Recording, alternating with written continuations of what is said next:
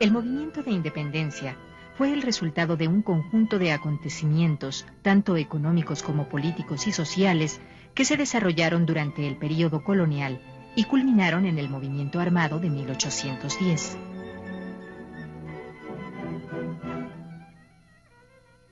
Las causas que motivaron el movimiento insurgente de independencia fueron de dos tipos: causas de carácter interno y causas externas.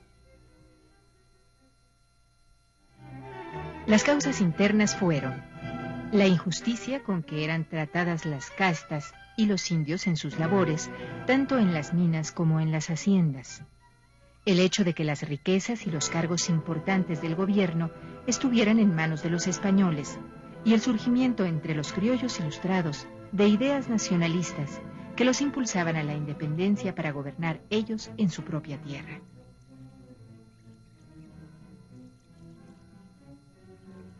Las causas externas fueron la explotación intensa de la colonia por la corona española, la influencia en los criollos de las ideas de la Ilustración, los ideales de la Revolución Francesa, la independencia de los Estados Unidos y la invasión de Napoleón a España en 1808.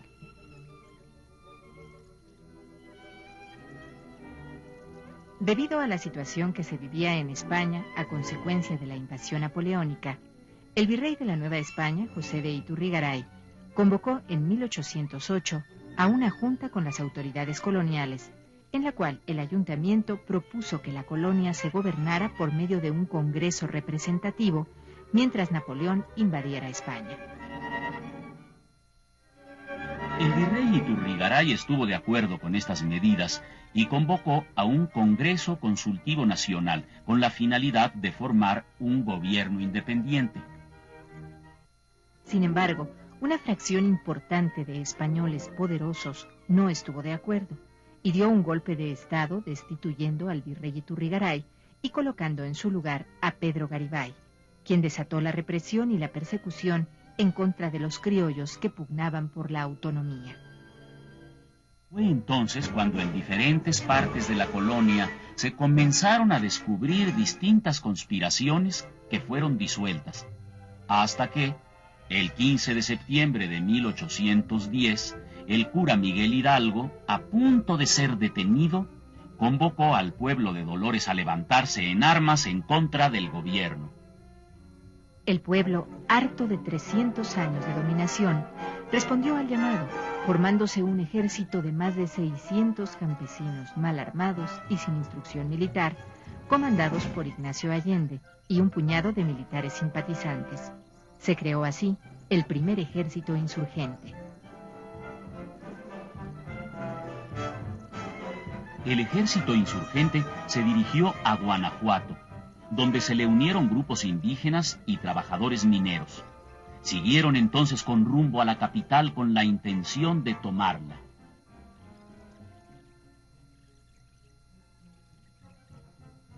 En el Monte de las Cruces se desarrolló una importante batalla en la que vencieron a las tropas españolas.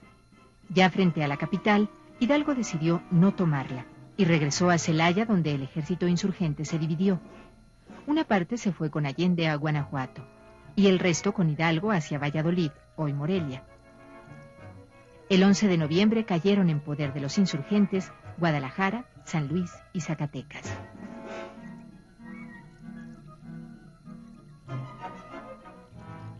Por esos días, Hidalgo decreta la abolición de la esclavitud, el reparto de tierras y el cese de los tributos que pesaban sobre indios y mestizos.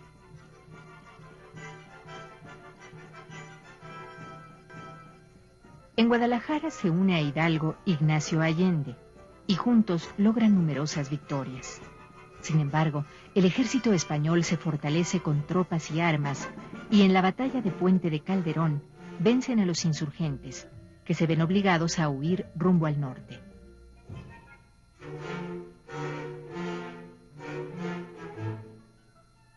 Por fin, Hidalgo y Allende fueron capturados por Calleja, jefe del ejército español, y llevados a Chihuahua, donde fueron fusilados.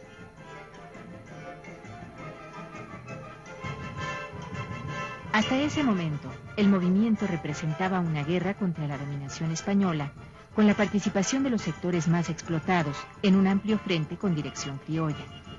Su objetivo será, más que nada, luchar contra el mal gobierno, enarbolando la bandera del rey Fernando VII, cautivo de los franceses, y el estandarte de la Virgen de Guadalupe, representante del pueblo.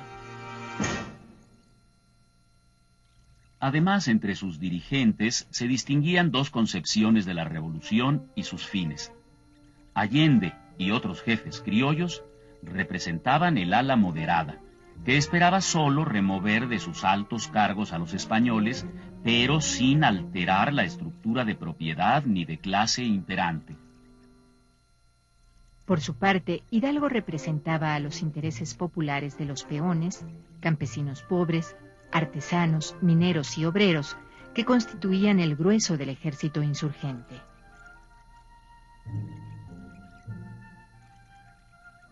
Sin embargo, la muerte de Hidalgo y Allende no significa el fin del movimiento, pues en el sur una nueva etapa iniciaba con José María Morelos y Pavón, quien con otros caudillos, como Vicente Guerrero y los hermanos Galeana y Bravo, dieron nueva vida al movimiento de independencia.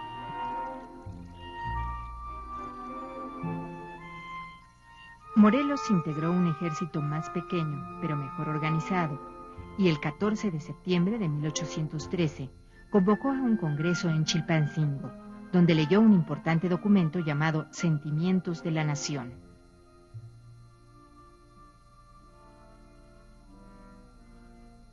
En ese documento, Morelos postulaba, entre otras cosas, la independencia de España, la soberanía del territorio, que residiría en el pueblo, la división de los poderes en legislativo, ejecutivo y judicial, además de la abolición de la esclavitud que ya había decretado Hidalgo.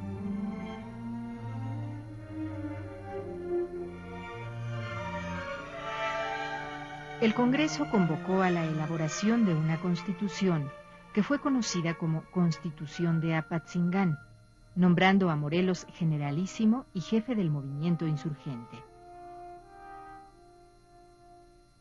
Las actividades políticas de Morelos y algunas discrepancias en el Congreso debilitaron su actividad militar, y en 1814 fue vencido por los españoles y conducido a la Ciudad de México, donde se le juzgó, siendo fusilado en San Cristóbal Ecatepec el 22 de diciembre de 1815.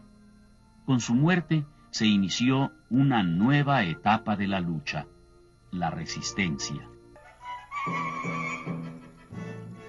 En esta nueva etapa, otros caudillos como Vicente Guerrero, Nicolás Bravo y Guadalupe Victoria mantuvieron vivo el movimiento.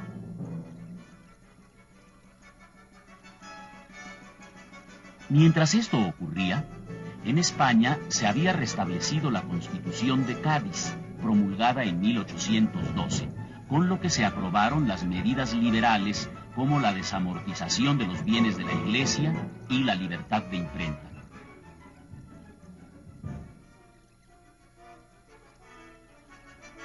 En la Nueva España, los grupos privilegiados vieron amenazados sus intereses económicos e intentaron separarse de España, encabezando el movimiento de independencia al cual se habían opuesto hasta ahora.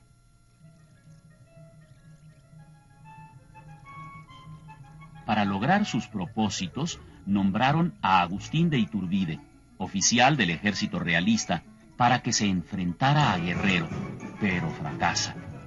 Entonces decide pactar con los insurgentes.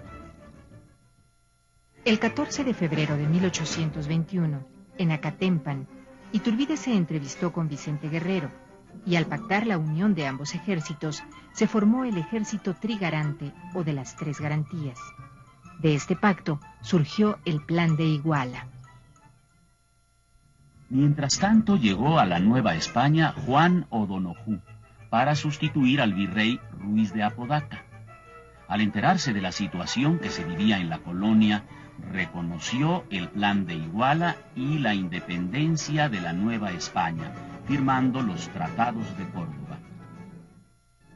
Como en los tratados de Córdoba se indicaba que México debería ser gobernado por una monarquía moderada, Iturbide, jefe del ejército trigarante, preparó a sus partidarios para llegar al poder.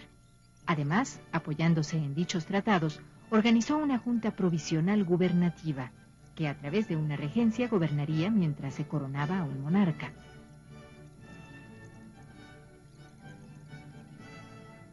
La Junta Provisional Gubernativa convocó a la elección de los diputados que la formarían y el Congreso se reunió por primera vez el 24 de febrero de 1822.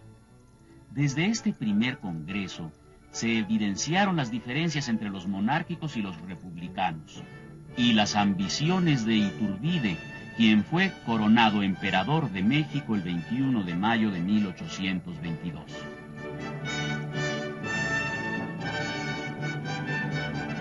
Iturbide enfrentó oposición en el Congreso por parte de los republicanos a causa de la residencia de la soberanía nacional y del ejercicio de la división de poderes.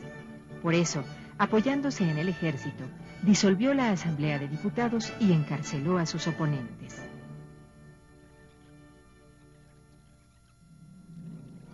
Ante esta situación, Antonio López de Santa Anna se levantó en Veracruz contra Iturbide con el Plan de Casamata, en el cual se exigía la restitución del Congreso y el establecimiento de la República.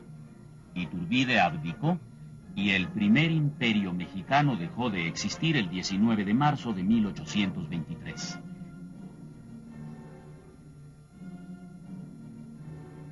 Fue entonces cuando en el México independiente se estableció el sistema republicano, regido por la Constitución de 1824, en la que se estableció que la nación mexicana adopta para su gobierno la forma de República Representativa Popular Federal. Así fue como se llevó a cabo la independencia de nuestro país. Sin embargo, la joven república tendría que enfrentarse todavía a graves problemas, entre ellos la lucha entre dos grupos antagónicos que pugnaban cada uno por un proyecto distinto de nación, el liberal y el conservador.